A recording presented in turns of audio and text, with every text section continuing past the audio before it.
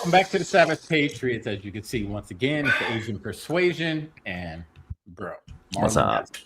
Marlon has some personal things to take care of today. So we're going to take care of the show, and we're going to talk about this new COPA bill.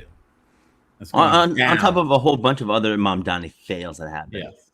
Mamdani, the socialist mayor. Yeah. It's crazy how that type of governing is allowed in our country. That much of it, and it's allowed. That's the crazy part, is that we the people are letting it happen. That's the unfortunate thing here. But as we said before on this show, you asked for it, New York, you got it. And sucks to suck. And New York used to be this bastion of financial, cultural gem of the East Coast. Yes. And it's going to turn into Mogadishu here soon with Mamdani in there, because everyone's going to be poor.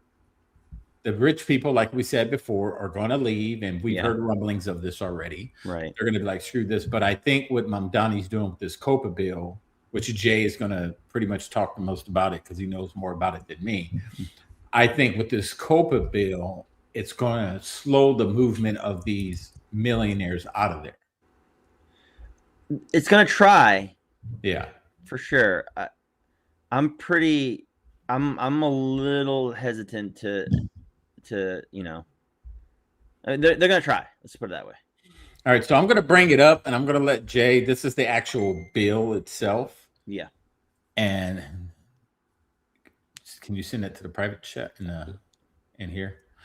And I'm going to let him go over it. So I pulled this up, and this is pretty much it's broke down the COPA bill. It's right. Okay. So basically, well, we all know that Mamdani entered into this race, dealing out a bunch of different promises, like free busing, a centeredness on community housing, and making sure that the community has everything that they need in order for them to function properly in terms of, New Yorkers, and a slew of other promises, that he's going to, tax the 1% of New York City. Well, come to find out, Zohran Mamdani, his first day in office, he also said that he's going to be very, very diplomatic to the Jewish community as a Sharia Muslim. But come to find out, his first day in office, Mamdani got rid of a whole bunch of Eric Adams era Semitic protection clauses. For instance, you're not allowed to riot in front of a synagogue when the thing happens. Well, Mamdani removed that, but he wants to reach out to the Jewish community of New York City. Right? They had conversations or whatever. So there's another broken promise. Mamdani also said that he's going to allow for free buses. Well, the price of the buses went up to $3. Expensive. Now with his banning protesting outside of synagogues, does that apply to mosques too? That has not been addressed. Wait for it. It'll happen. It'll be like, you can't protest outside of a mosque. It's sacred land. Right. I'm waiting for the hypocrisy to rear its ugly head. But now New York City has passed what is known as a COPA law, which is COPA is an acronym for the Community Opportunity to Purchase Act, and basically what it's basically a law that says if you're a resident of New York City, if you have your own property, like your own condo or your own townhome or even your own house, if you want to sell it, you have to notify New York City's Department of Housing and Preservation and Development with your intent to sell it, and provide all the basic information for that property's money. And qualified nonprofits then have 60 days to notify you, the owner, and HPD with the intent to purchase it. And they have 120 days to make an offer on your building. If a nonprofit doesn't express interest, or if the nonprofit's offer is rejected, then you can sell the property. But you're filtered through the nonprofit first. You have to sell to the nonprofit first. Now, what are the chances that a nonprofit won't buy the property? It depends on the nonprofit. Honestly, and it depends on the price of what you want to sell the property at. All right, so here's some of the bill. So this headline is Inside NYC's COPA bill, a simple walkthrough of the law with sources you can check. So Jay already discussed what COPA is. And according to the council's own summary, the bill would give certain qualified entities, nonprofits, community land trusts, etc., a first opportunity to purchase certain residential buildings and a chance to match other offers when those buildings are put up for sale. Yeah. So it's not just housing; it's any owned building, apartments, condos, like you said, townhouses, condos. Houses, those what is it? Those brick, lofts. Yeah, those brick stone houses out in Manhattan. Okay, which buildings are covered? Here it is. In general, it covers private residential buildings with 3+ apartments, some mixed-use properties, as long as they meet residential unit threshold. So, what does that mean? Basically, I mean, like I guess duplexes, lofts, and other stuff like that. I would assume, but again, it's a residential unit. So though, you know those big kind of studio style lofts, they're very expensive. Yeah. I think they're lofts. Yeah. So they buy that. Somebody wants to sell it. They look Right. at it. They be like, "Oh, we'll buy this beautiful home. It's worth millions on the market." But we're going to take it and we're going to slice this up into little 1-bedroom freaking studios. Yeah. And then they're going to change these high-rise places with property values that are up there in the millions, the hundreds of thousands and millions of dollars. They're going to slice them up, bring down the value of that property to create probably lower income housing. Which is Mamdani's goal, is to create affordable housing. So the people that want to live in these areas for the atmosphere, for the aesthetics, for all the beautiful things down there, they want to turn these places into the slums of parts of New York. Yeah, basically. So everybody's equally poor, living in misery. So to flesh this out, right?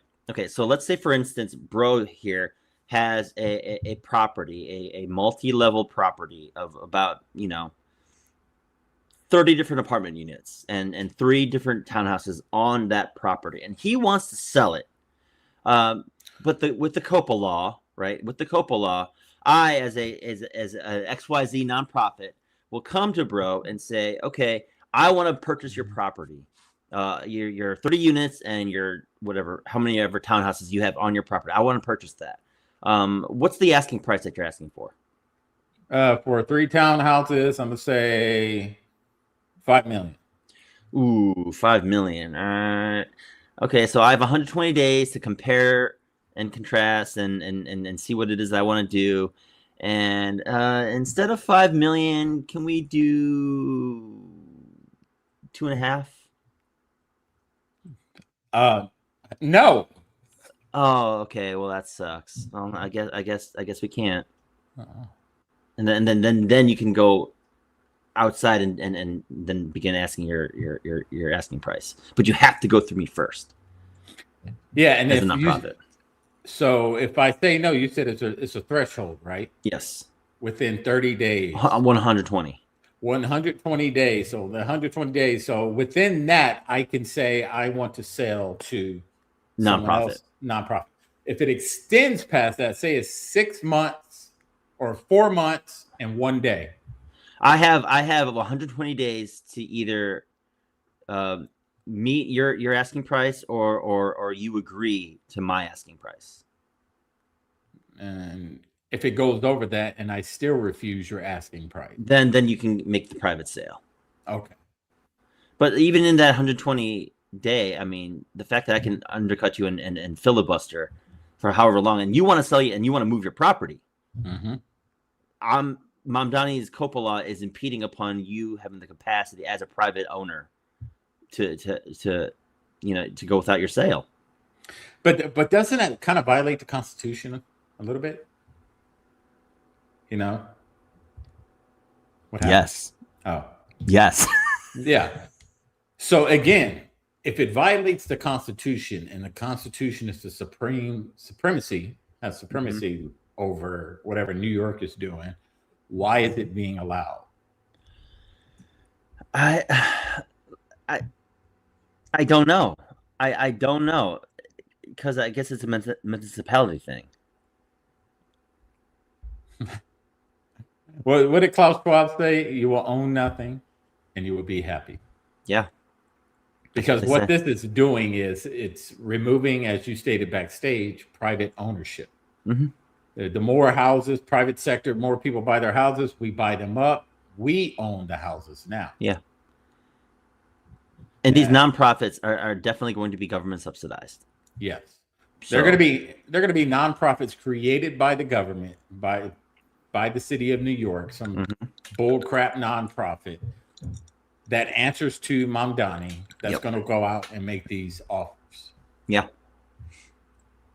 Yeah. So for instance, if Trump wants to sell his property of Trump Towers in New York City, some Mamdani, XYZ nonprofit, Trump has to go to that nonprofit first, deal with their business. Whatnot. I mean, Trump built half of New York. Do you think he's going to let this stay? Right now, I don't think he's really worried about it. You know what I mean? Right. He has other things he's focusing on. But do you think when he finally steps back from those other things and he looks at what's going on, do you think he's going to allow it? Well, I think the Supreme Court's not even going to allow it. I think the Supreme Court is going to shut down the Coppola itself. Yeah, because it's unconstitutional. And I don't know why he thought this would be okay, Mamdani. Because it's under the guise of affordable housing for the citizens of New York. So it's a charitable kind of appeal. It's an appeal to charity, but at the same time, there's massive constitutionality clauses that are being violated. Like literally. Yeah. Like I cannot, as an NGO or as a nonprofit, filibuster the amount of time I have when you want to make a private sale that will either meet or exceed, what it is that you want to do to sell your property as a private business owner. Mm-hmm. But the fact that, Mamdani is going to force you as a private business owner to say, nope, first and foremost, if you want to make the sale, you have to go through one of our sanctioned nonprofits. That's almost like, it kind of reminds me of car insurance, right? Or house insurance. Yeah. It's your property, but in order for you to drive it legally on the roads, they force you to buy something that you probably never even use. I've never used my car insurance, used it personally. I've never used car insurance that actually benefited me. Yeah. So it's almost the same thing. Basically. He's forcing you to do something, that you don't want to do or you don't really need to do it. Right. What if he wants to sell? What if the owner says, I have a buyer here who's already gave me an offer long before I put it on the market? Mm-hmm. Because that happens too. That happened to me in Texas. I'll buy your house. You can't make that private sale until you pass it through the nonprofit first. Wow. According to the COPA law. Wow. So number 3, here's the sale process without COPA. The sale process without COPA today. Mm-hmm. Right now, the typical sale looks like owner decides the sale. Mm-hmm. Normal. Hires a broker. Normal. Mm-hmm. Negotiates price and terms. That's normal. Yeah. Signs contract, clears due diligence, and closes the deal. Right. I've sold 2 houses, and this is exactly the process. It's not that hard. It's very easy, cut and dry. Yep. The worst part about selling a house is waiting on someone to want an offer. Yeah. Once the offer's there, that's all negotiations right there between you and the buyer. Correct.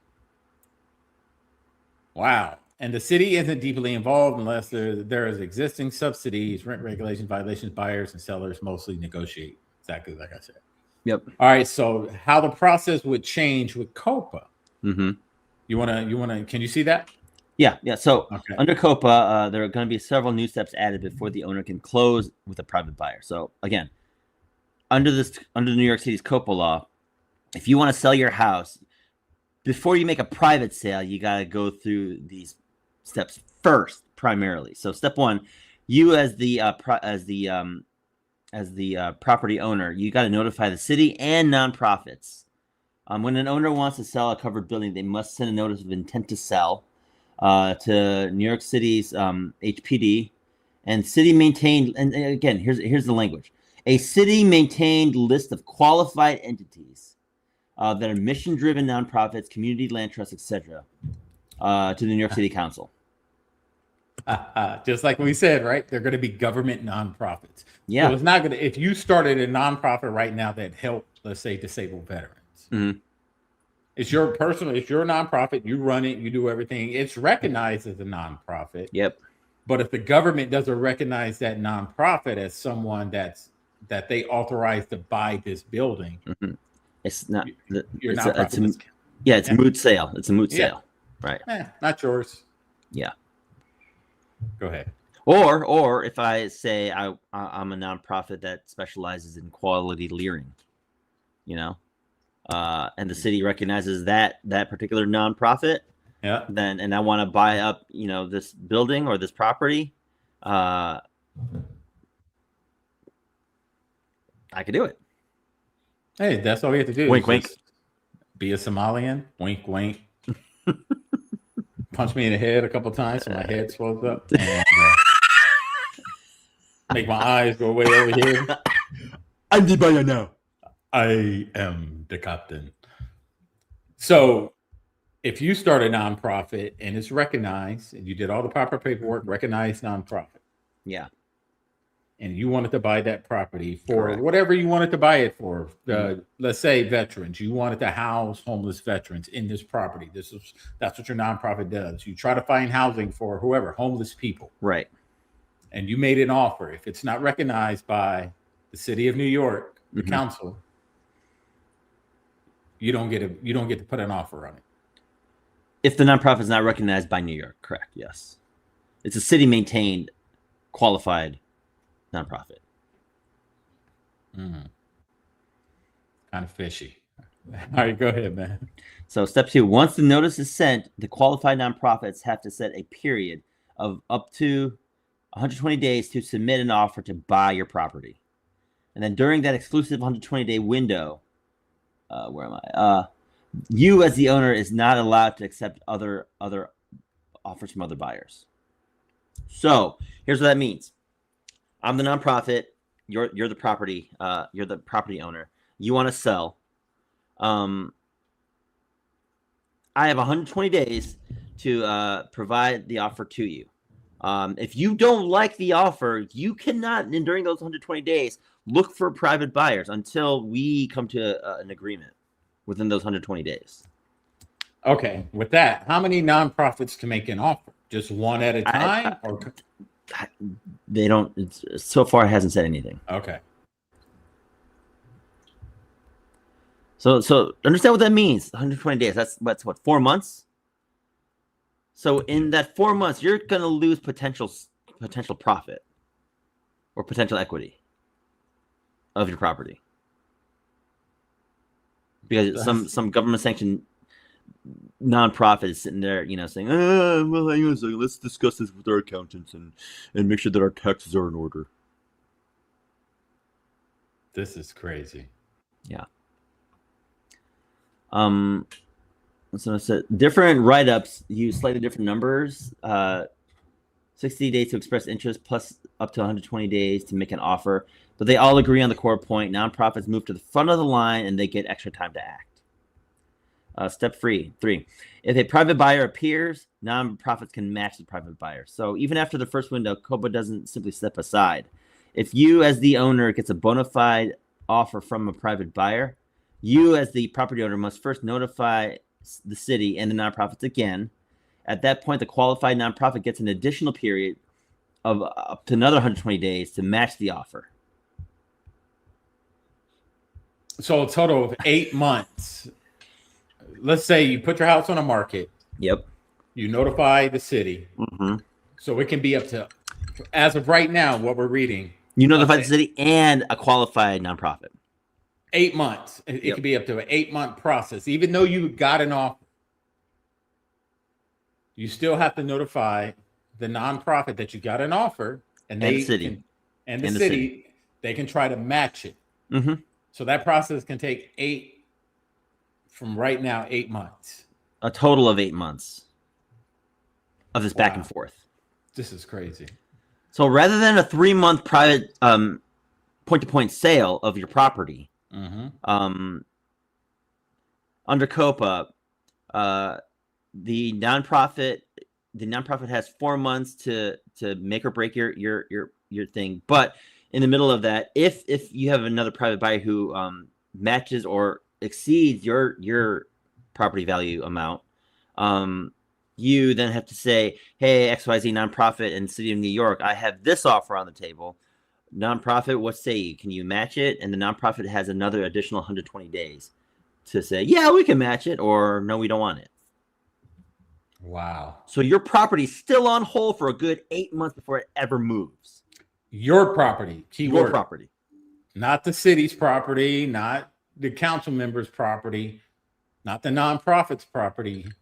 Your property is on hold. Private property is on hold. Yep, because the city wants their cut, pretty much. Yeah. Wow. All right, penalties for ignoring COPA. Ooh. This is crazy. So let's say you, as the private owner of this property, doesn't abide by COPA law, and you directly make the sale without fulfilling the steps of what COPA is telling you to do. You didn't contact the city, nor did you contact a city-sanctioned nonprofit.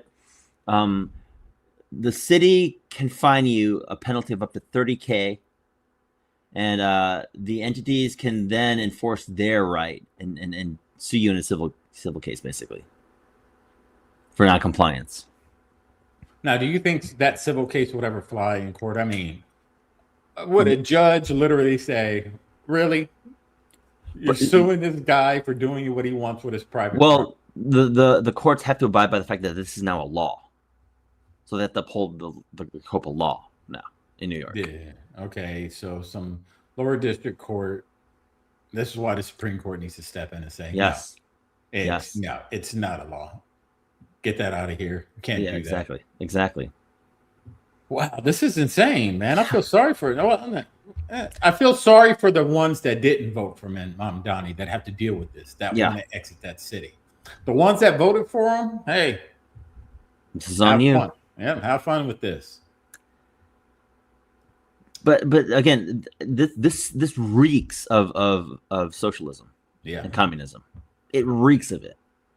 Because again, for those of you in the chat, just let this percolate a little bit. Mm-hmm. You have your own house. Okay, let's say Coppola comes to your town in Arizona. You have your own house. The town in Arizona institutes the Coppola law. You have your own house. It's your property. You pay the mortgage on it. You pay the taxes on it. And they come in and they institute this Coppola law. Now you have to know. You have to have the local government and some NGO nonprofit involved in the sale, in the transaction of your private ownership of your private property.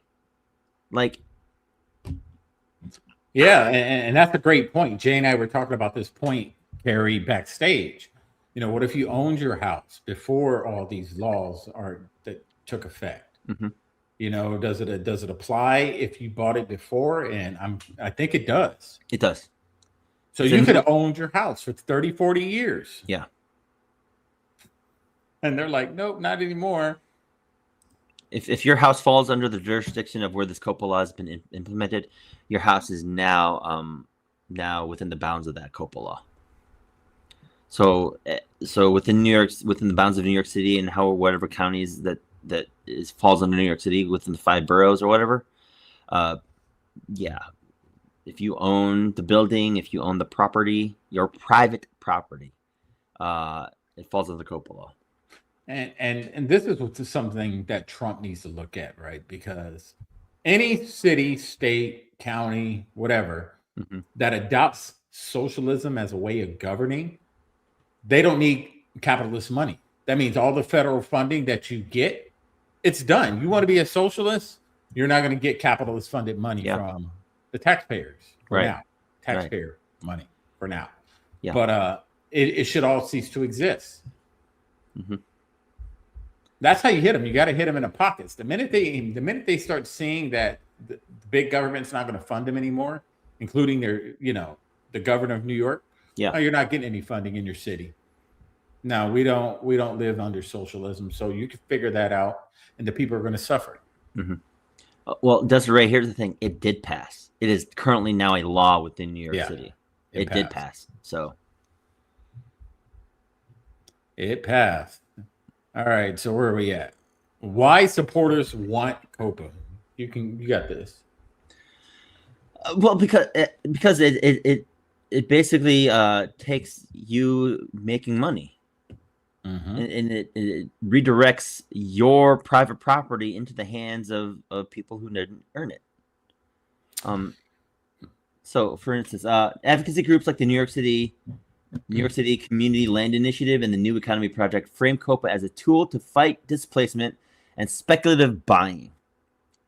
Their own materials say that COPA would, one, give community land and trust and mission-driven nonprofits the first right to purchase multifamily buildings when landlords sell. So they want to get in front of the line to cut off profits and to cut off, all that. Point two, help curb speculation and level the playing field as nonprofits can compete with investors. So they want to play the interference game when it comes to making money. And the third point, as to why supporters want COPA, is to expand the stock of permanently affordable community and tenant-controlled housing. Socialism. Now, when it comes to investors, big corporations, didn't Trump just sign an executive order to stop investors from buying homes? Yeah, I think so. Yeah, so they don't have to worry about that. So pretty much the government's competing with private citizens at this point. Yep. That's not a good look. No. That's not a good look. A private citizen, Jay has a gazillion dollars in his bank account, and he goes to New York and says he wants to buy it from another private citizen.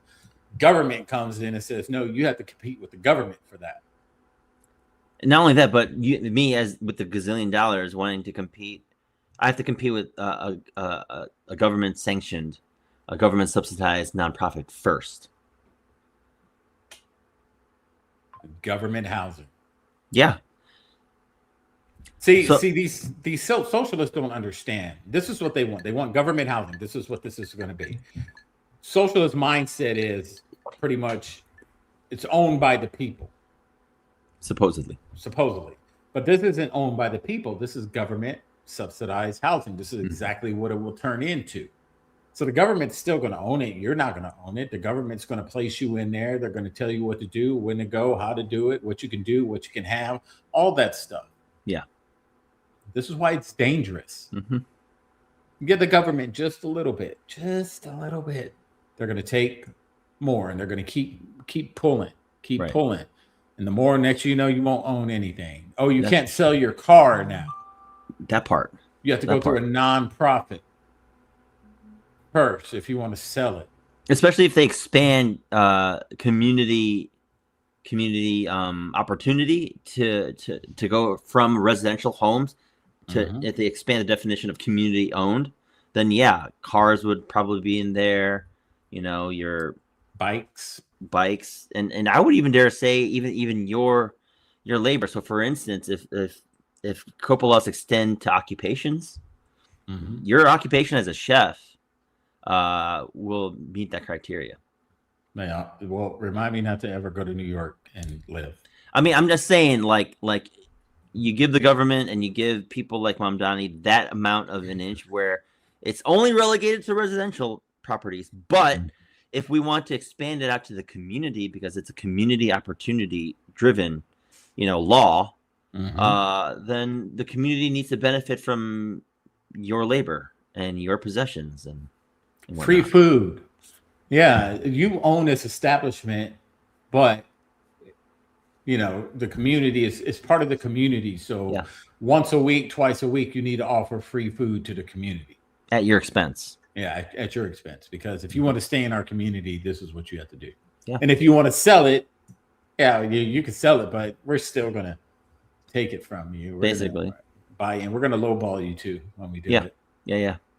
We're not gonna give you what it's worth. So your best bet is probably, say me, I would say lowball me then. Yeah. I'm out. Well, right. And the fact that these advocacy groups are pointing to Washington, D.C. and San Francisco with these types of COPA laws, it's hilarious to me because we see the crap show that Washington, D.C. and San Francisco are. Mm-hmm. You want that in your own? I don't know. They just want everyone in ghettos. That's all they want. And I guarantee Mamdani's family, whoever his friends, his fancy pants friends out there, won't have to abide by this because what they'll do, hey, buddy, I got you in, remember? I don't want people to know about this house, so I'm doing a secret deal here. And that's exactly how it's going to go. More than likely. But the average citizen who's not in the in crowd is going to have to go through all of this. But these rich elitists, they're going to do their backdoor deals when they sell their property. For sure. Or they'll relabel the residential property as something different in order to push the sale. That's what I would do. I would just relabel it. Yeah, exactly. All right, so Washington, D.C., same thing. Groups also point to other cities, two crap hole cities, D.C. and San Francisco. As if somebody's working there. Yeah. So, all right, so why are critics worried? Delays and uncertainty. Yeah. 8 months of a pause to move your property. Mm-hmm. 8 months. Add many months to a normal sale. When I sold my house, it was the total, I would say, October, November, like 3 months it took from the time it was on the market to the time where the buyer signed the papers. And you closed the deal. I 3 months. In 3 months. I mean, it was a newer property, kind of. I was the only person that ever lived there, so the house was only probably 6 years old or 7 years old. So I mean, yeah, it was easy, and based off the area that I lived in, it was easy. But 3 months, and I didn't have to do anything. There was no. I negotiated a couple times. That was it. But the city you were living at the time didn't have any say in the sale, right? No, zero, nothing. Here there would be. The only person I dealt with was the realtor. That was it. I didn't deal with anything else. Right. And that's how it should be. Now you got to deal with the city and the nonprofits and councilmen, and you have all these middlemen in here who are all working together, talking to each other. So the councilmen, you have to let them know. But what do you think they're telling that nonprofit? Hey, offer them this. Yeah. All right, hold off. Let's see. We're gonna wait off. Then they're gonna come to you with another offer from a private sector. Then I want you to go back and offer them this. They know what they're doing, dude. Yeah. All right. So the delays, uncertainty make it hard to compete with time-sensitive deals. That's going to hurt a lot of people, especially if it's time-sensitive. People that have a time-sensitive, they want to have a time-sensitive sale. Having to go through a nonprofit and their sale is not, they're time-sensitive. They need to sell it within a few, a few months. They're going to take whatever deal, and the nonprofit's going to know this. Yeah. They're going to know it's a time-sensitive sale. They're going to take anything. Right. Scare off buyers who don't want their carefully negotiated offer matched at the last minute. That's going to do that. Lower building values and tax revenue. This is what's going to kill me about this law because you lose money through this. Yep. And it's pretty much going to make it all low-income housing. Getting a lot of these low-income families that couldn't afford a place like that into these nicer areas, which is going to bring down the property value of all the houses in those areas. So as time goes on, now these people are ready to move, in these areas where they brought down the property value. So now they come with an offer, it's only worth this now. We'll buy them all up. Yeah. This is sad, dude. Welcome to New York. Yeah. Advantage for politically connected nonprofits. This is where this is what is it? This is a pushback that I have. Go for it. We saw that if you want to sell your property, again, your private property, you as a private citizen with a private property, if you want to sell it, you not only have to go to the city, but you have to go through a sanctioned nonprofit that the city recognizes. And the fact that it's a city recognized, it's a politically recognized nonprofit that gets the advantage of taking your property, that's a killer. That in and of itself is a big fear to have. And what's going to end up happening is you're going to see all these nonprofits start propping up out of nowhere. Yeah. The Family for Love nonprofit, family food nonprofit, it's just going to be all these nonprofits that are created by who? The city, the mayor, New York City, the councilman. They're going to, all the little people that work up there, they're going to start popping up these nonprofits. Yep. Why? To keep those buildings owned by the council. Yeah. They're owned by the city. Yep. And then the crazy part is that just like how, I don't know if everybody remembers when Obama bailed out the automotive industry, when the automotive industry should have tanked. That's how the New York City housing development is going to be. It's going to be government subsidized to the point where it gets too big that it can't fail. Yep. Because of this. And then who are they going to be crying to? We're sorry. We should have never voted for this guy. Please help us, big government. Yeah. And big government should say, no. Yeah. You reap what you sow. You get rid of that guy, or they get rid of him in some way, shape, or form. They get rid of him, and then we'll talk. Mm-hmm. We're going to let you guys taste socialism. You guys want it that bad? You're going to get it. Socialism and Sharia is what I think is on New York City's horizon for as long as Mamdani remains as mayor. And that's going to kill. It's going to kill a lot of industries. It's going to kill, tourism. It's going to kill. You're going to see that city tank, dude. Yeah. Within the next few years, what does he have? A 4-year term? Yeah. Mayor is the mayor 4 years, I think. I think so. Yeah. However long the mayor's there, you're going to see that city tank. The industry, the music industry is going to tank. The food industry is going to tank. The real estate industry is going to tank. Tourism is going to tank. Mm-hmm. And Donald Trump's just going to sit back and look at him because he owns a lot of property there. He's like, I'm not selling anything. Yeah. Yeah. And so Mamdani will be, unless he gets impeached. I think he will. I mean, that's the hope. Yeah. I mean, he's barely a month into his term, so we'll see what happens. But the fact that this has been implemented so far, it's a gross imposition of your constitutional rights as a New Yorker to institute a COPA law. I mean, the unconstitutionality of it is extreme here. Yep. Yep. And when New York Post goes further, calling COPA a step towards a communist dystopia. Yeah. Yeah. Which is true. But the fact that this is going to affect your bag is what kills me. Like you're not going to make any money off of this. No. As somebody who wants to sell their private property. And they don't want you to make any money because that's the communist and socialist way. That part. Yeah. They don't want you to make money while they make all the money. And this is why I was saying about cutting off all their funding from big government. Yep. Because as all that federal funding is coming in, they're getting their cut. He's making 6 figures. All their council people, they're making 6-7 figures. Mm-hmm.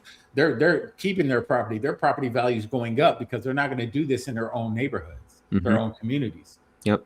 They're not going to do this. They don't even live in those areas. They live outside of that.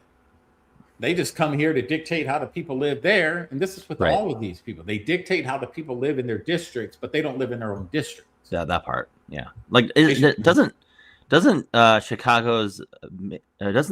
Illinois Governor Pritzker live in Wisconsin? Yeah, something. And governs. That should be something that's passed. with like I don't know who has to do it, Congress and whoever. Right. If you are an elected official representing a district, you have to live in that district. Agreed. Because you have to know what's going on in these districts. You don't know how these people are living. You're only getting, word of mouth. Right. You're not actually there living it and seeing it every day. Then you guys live over here in some fancy pants neighborhood in another state. Then you want to dictate how the people in your district should live while you're not even living there to eat it up. Yeah. Yeah. And they talk about DC and San Francisco again. Yeah. Go ahead and read number 8. I have to, one of my heathens has to go potty. Okay. So, what COPA law means for New York City, what the law does in practice, it gives city-approved nonprofits and land trusts first dibs on many multifamily buildings. It lets the nonprofits match later offers from private buyers. And it enforces this with fines and the possibility of blocking non-compliant sales. So, like, if you want to make a sale, the COPA law will prohibit you from making a sale that doesn't meet the criteria of the of what COPA law is instituting. Who benefits from the COPA law is obviously the nonprofits, and then tenant groups who are organized as nonprofits. So, like I don't know, like if you want to gather up a bunch of your Somali, pals and create a nonprofit that's recognized by the city, you'll benefit from that. And how much you want to bet they'll be recognized? Oh, for sure they will. Socialists of America, the Socialists of a New York nonprofit, they just create it. They just create it. And New York recognizes it and says, okay, you guys can make the offer. Right. The main trade-off of what COPA means for New York City, the pros are the likely preservation of some existing buildings as permanently affordable, more leverage for communities in high-pressure markets. I don't know how that makes no sense, that this would give high-pressure communities and high-pressure markets more leverage. But the cons are slower, more complicated sale process, potential downward pressure on building values, high transaction costs, more power concentrated in a relatively small circle of qualified organizations. Yeah, I mean, that's all bad. I mean, think of all these nonprofits that exist. Right. How many of them are actually legit nonprofits? I'm talking about Red Cross, Wounded Warriors, freaking, you name them all. Right. I don't know any. I mean, the fact that we're seeing, I think a lot of these daycares are also nonprofits too in Minnesota, right? In Minneapolis. Imagine that happening in New York City, which I think it is. We're just not seeing the fruit of it or it being revealed quite yet. But I can only imagine some podunk nonprofit in Manhattan, in a rundown, roach-infested building, calling themselves a nonprofit, saying, we're recognized by New York City. Yep. So, and that's what's going to happen. There's going to be a lot of outside entities, like you said, buying up these properties and creating Section 8 housing. So, I mean, imagine Soho having 4 or 5 different Section 8 housings, and they call it affordable housing, but buying up a whole bunch of these high-end properties because the landlord has to make a quick sale, and it goes to COPA. Yep, and it's no different than groups like BlackRock buying up housing. It's pretty much the same concept. Only instead of BlackRock being a for-profit organization, a non-profit organization is just simply going to, get off scot-free with they're not going to get taxed because it's a non-profit, and just pocket the money. Exactly what they're going to make the profit. Every nonprofit out there, they pocket the majority of that money. Oh, we got to pay our staff, and we got to do this cost and advertisement and blah blah blah blah blah, and we only give 30% to the people we are supposed to be taking care of. Exactly. This is. This in and of itself will ruin New York City. Yes. It says, as of November 2025, advocacy groups say COPA has reached supermajority support in the city council, meaning it could potentially survive the mayoral vote if that support holds.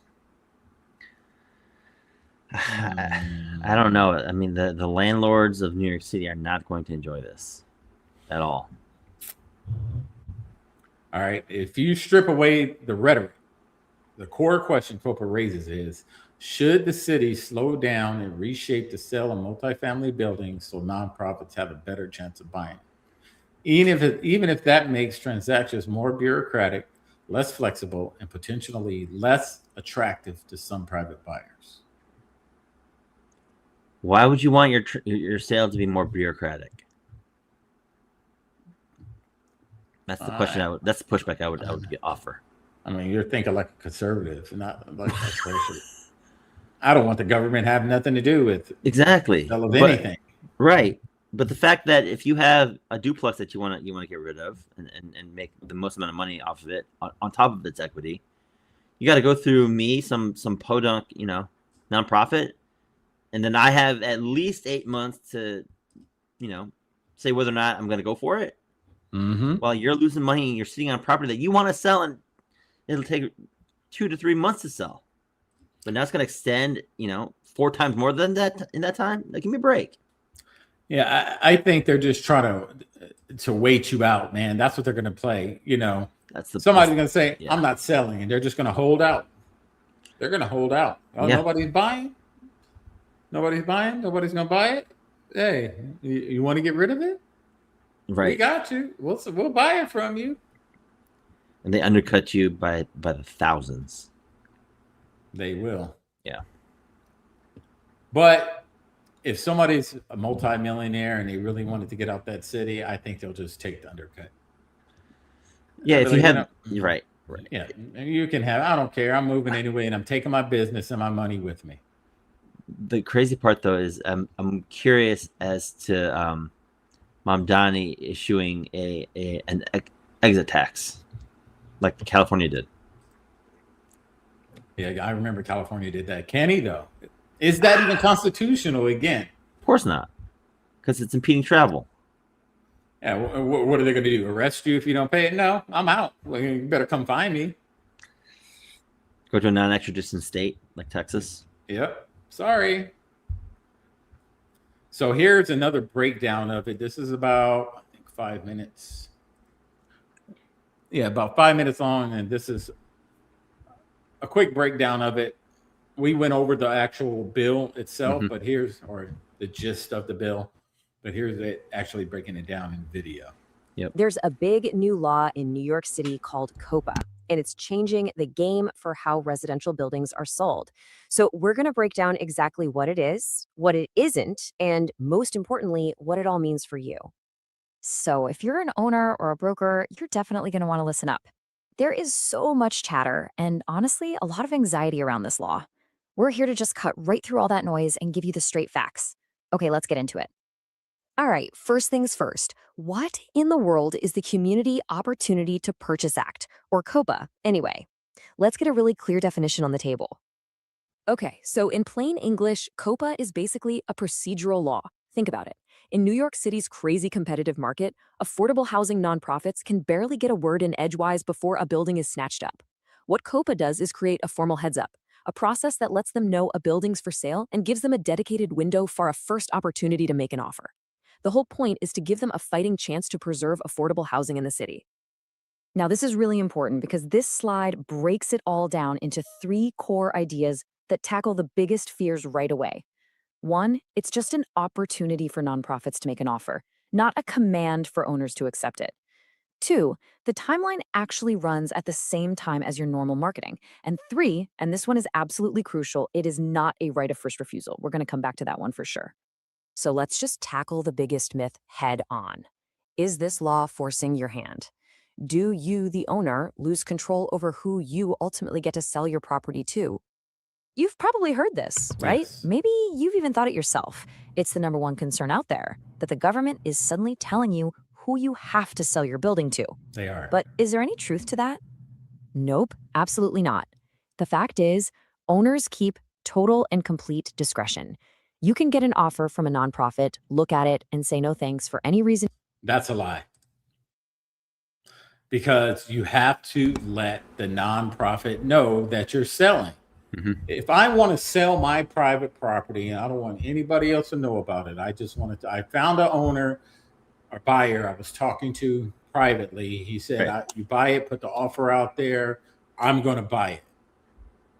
Now it's like, now, even though I have this offer from somebody before I put it on the market that said that they would buy it the minute it's on the market, now I put it on the market, I have to let the city know and nonprofits know, even though I already have an offer. So pretty much you're giving the nonprofits the first bid on it, even though this guy said he would buy it for what I'm asking for. Now, if the nonprofit says, no, I'll buy it for that or a little more, go with the nonprofit. Right. But that statement right there was a lie in itself, because it's not the same. Right. And you want, and there's zero penalty. The power to say yes or no stays right where it belongs, with the owner. All right, so you're not forced to sell. That's a relief. But the next logical question is all about timing, right? Does this new process just create a massive delay that kills all the momentum for a deal? Yeah, the big worry for brokers and sellers is that you'll have this dead zone, a period where you can't market the property, you can't show it, you can't talk to other buyers, all while you're just sitting around waiting for a nonprofit to maybe, possibly make an offer. But check out the timeline, because this fear is just not based in reality. The key word here is concurrently. On day 0, the moment the owner gives that official notice of sale to the city, the clock starts for everybody.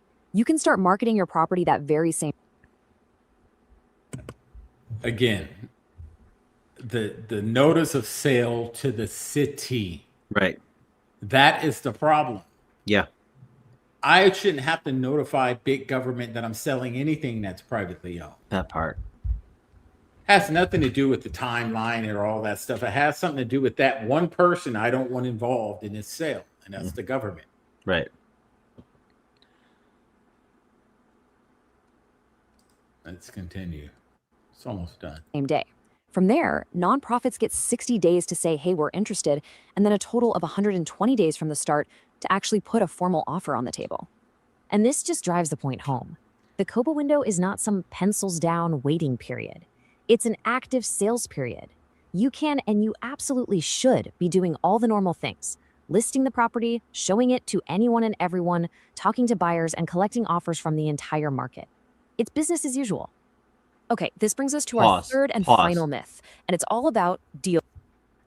It's not business as usual because, one, you don't go to the government, and two, you don't defer to a nonprofit to make a sale first.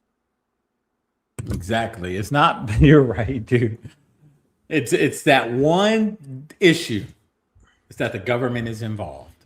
Well, that's a huge issue, though. Yeah, the government's involved. Yeah, it's business as usual, but it's not business as usual because they're saying, yeah, you can still put it on the market, show people the house, make offers, but the nonprofit gets first dibs. Yes. So if somebody said, I want to buy this house right now, oh wait, I got to wait on the nonprofit's right offer first.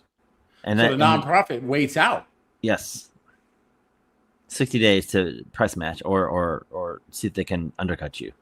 Yeah, so let's say the nonprofit, you get an offer that you put it out on the market, you notify the nonprofit, the council, and all that stuff. You did that part. You put it on the market, you show people the house, and you get an offer within 30 days, which can happen. A house in very good condition. The guy says, I want to buy this house right now. The nonprofit goes and he gives you what you're asking for or more. Yeah.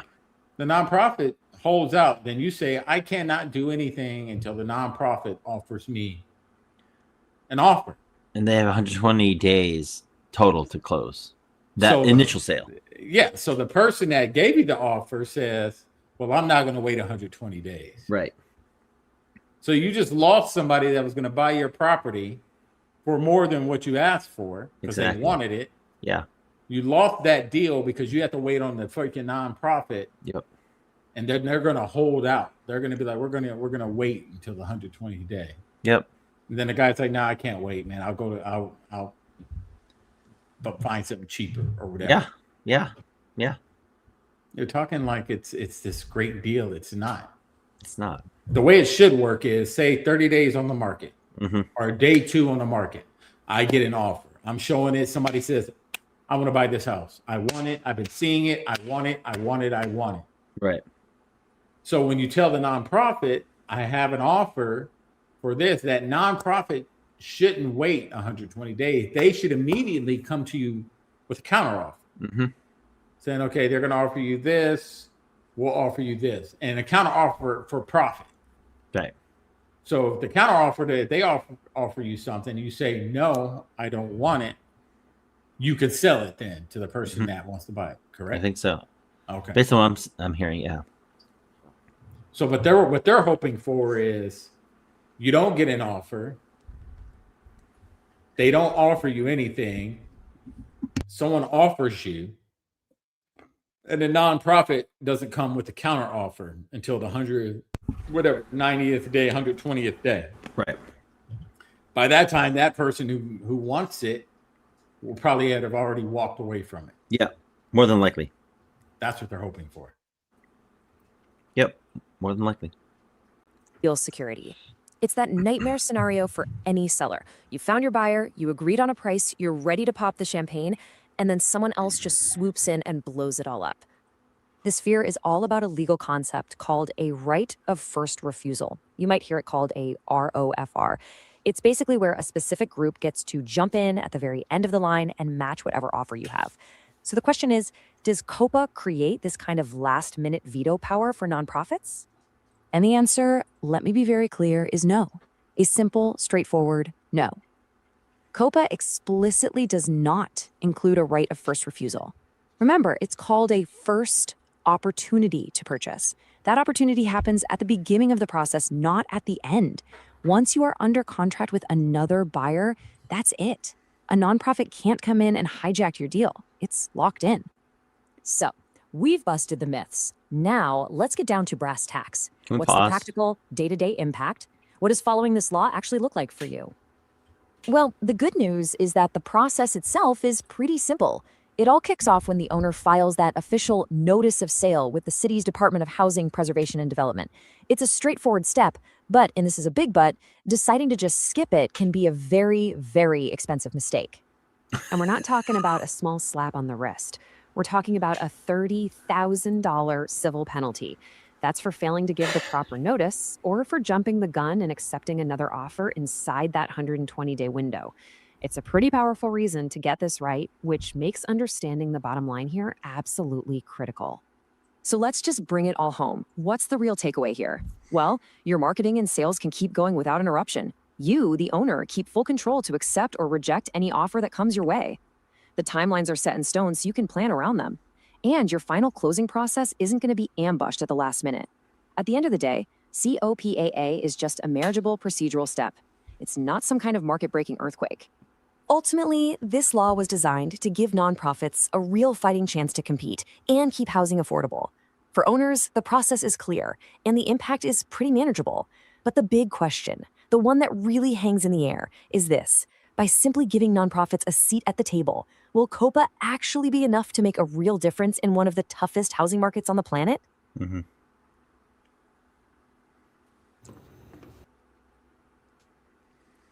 She skipped so much. What's that? There was this portion of the video where she literally took a chunk out of it that we actually read. What part was that? She didn't mention anything about how if you as the private business, private property owner, reject the find a private buyer after the 120-day marker. Mm-hmm. She did not mention the fact that now you have, if you want to make the private sale, you got to notify the city and the nonprofit in question, and then the nonprofit has an extra 120 days to counter the private sale offer. She didn't mention that. And most people that sell houses want to get rid of them, dude. I don't want to sit on a property that I'm trying to sell because while it's on the market and say you're moved out, you have a job somewhere and you're living somewhere else, Right. as long as it's on the market and it's under some type of contract, you're still paying the mortgage on that house. So this is why people want to sell as fast as possible. Right. I don't want to wait 120 days, 8 months with these offers and notify this person, notify big government and the mayor and all whoever. Yeah. I don't want to do all that. I want to find a buyer and deal with the buyer only. That's it. I don't care about no nonprofits and all their affordable housing crap. Exactly. It's my property. I want the most amount of, money I can get out of that property. Right. And then after that, you guys can do what you want with it. If that guy that buys the house wants to go through all that and sell it to the nonprofit, let him sell it to the nonprofit. But as a seller, I want to go straight to a private buyer, and the private buyer can do what they want after that. Exactly. Not down with it. I'm glad I don't live in New York. Thank God. Thank God. I know, right? But I feel sorry for a lot of our friends who are in New York. Yeah. Who have to suffer this. So, and this is Mamdani. This is Mamdani's New York now. This is what you guys wanted. Let them have it. Oh, Lord. You're going to have the Muslim prayer and all that stuff soon. You'll see. Bacala. Muhammad Jihad. Muhammad Jihad. They're going to turn it into another, what do you call it? London. Yeah. And you see what happens in London. It'll be New Yorkistan from here on out. Yep. So good luck with that. Yeah. But anyways, that's it for today. Marlon should be, we'll see. Marlon's going to be back Friday. He has some things he's taking care of. Mm-hmm. If not, we'll figure out another topic for Friday. Something big, something good's going to happen. I'm looking forward to Trump going over to Davos and pretty much telling NATO to F off. F off. We're done with you guys. It's going to be great. And then I know Trump's meeting with Greenland and the Greenland and what's the other place that Denmark today. And I'm pretty sure that Trump's going to get Greenland. I'm pretty sure. I'm pretty positive.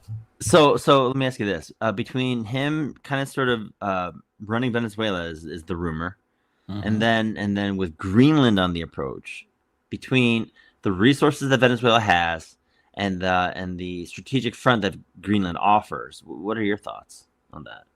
I think that America is going to run the Western Hemisphere, as we should, and I believe that with Canada talking right, they're building a pipeline from Alberta, I think, down through the United States. So now we're getting oil from Canada too. So okay, drop the price of everything. Hey, I'm down with it, man. Honestly, I have no qualms, sir. Hey, I don't have a problem as long as the other countries are cool with it. They're like, hey, we'll join the United States, right? I'm cool with it. Yeah. Now I don't want to strong arm and take it from them like this is ours. Now yes, exactly. I don't do that. Right. But hey, if the countries are down with it and they agree, and the leaders of those countries come together and say, good to go. But I can't wait till the 20th, man, when he gets to Davos. And all those smug Europeans are going to be like, they're going to be pissed. But hey, yeah, I agree. It's all good, man. And the only reason they want America is because without America, Russia and China run that hemisphere. Yep. They're going to run that whole hemisphere. And America's going to take care of the West, and everyone's going to get on board, and we're just going to live perfectly fine. Yep. But we'll see, man. Keep your eyes out on Davos. I intend to. Yeah. All right, Jay, take us out. All right. Like, share, comment, subscribe. And we'll see y'all Friday. Peace.